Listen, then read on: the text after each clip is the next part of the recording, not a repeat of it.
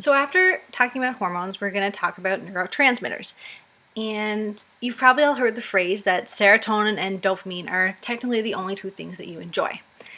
This is only partially true. It is really funny though. I have it on a t-shirt.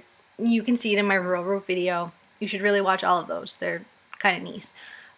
Um, Serotonin and dopamine are actually part of a system that allows emotions like attraction to occur. And they're released when good things happen. Kind of. We'll talk about that in a second. So why am I saying it like when good things happen?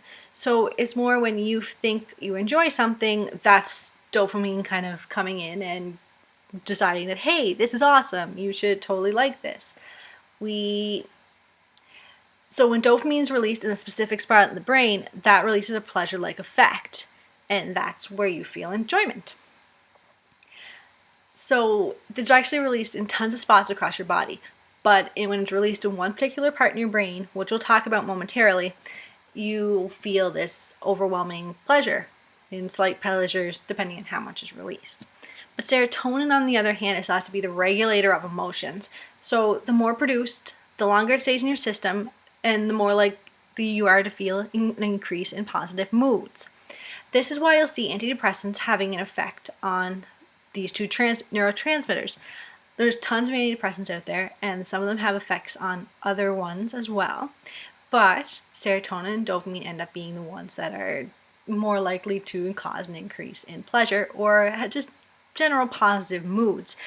Now, the most common antidepressants are called SSRIs, which stands for selective serotonin reuptake inhibitors. This is important to note because they want serotonin to stay in your system as long as it'll cause an increase in positive moods.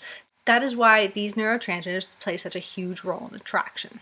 It's also really important to note the norepinephrine's role in this dance of chemicals. It's the one that increases your heart rate and gives you the physical responses. So when you feel all tingly, you don't know why, you're getting flushed, you're looking at that guy or girl or anyone over there and you're feeling really good. You're like, hey, this feels awesome, my heart's racing. That's norepinephrine. They're good people.